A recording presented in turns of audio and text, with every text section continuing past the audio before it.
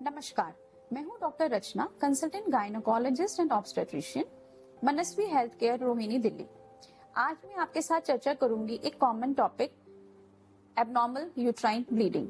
Abnormal uterine bleeding हम कहते हैं अगर मेंस्ट्रुअल साइकिल में कुछ इरेगुलरिटी आ गई है, चेंज हो गया आपके पीरियड्स में, उसकी फ्रीक्वेंसी में, ड्यूरेशन में या अमाउंट ऑफ ब्लड लॉस में।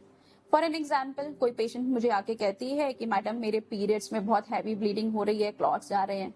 या फिर कोई पेशेंट ये कहती है कि मैडम मेरी तो ब्लीडिंग कम हो गई है, बहुत कम पैड मेरे सोक हो रहे हैं, या फिर मेरी तो एक ही दिन के लिए पीरियड हो रहा है। कुछ पेशेंट्स कंप्लेंट कर सकते हैं कि नॉर्मल पीरियड्स के अलावा भी इन बिटवीन द पीरियड्स मुझे ब्लीडिंग हो रही है।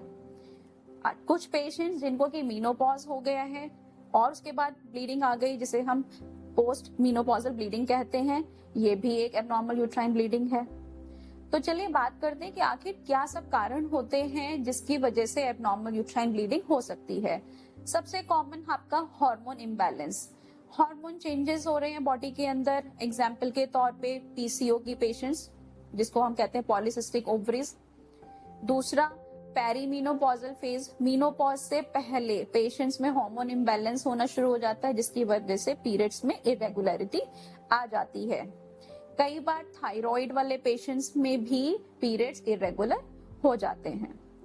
दूसरा कॉमन प्रॉब्लम जिसमें एबनॉर्मल यूट्राइन ब्लीडिंग है, जैसे कि यूट्रस में आपके फाइब्रॉइड्स हो गए हैं, कोई ओवेरियन सिस्ट हो गई हैं, आपके इन्फेक्शंस, कोई पीआईडी, एंडोमेट्राइटिस, इस तरीके के इन्फेक्शंस में भी एबनॉर्मल यूट्राइन ब्लीडिंग होती है।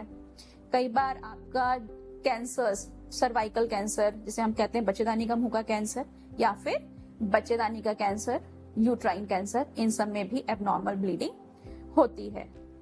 तो अगर आपको ये सब शिकायतें हैं तो अपने नियर बाय गायनेकोलॉजिस्ट को कांटेक्ट करें।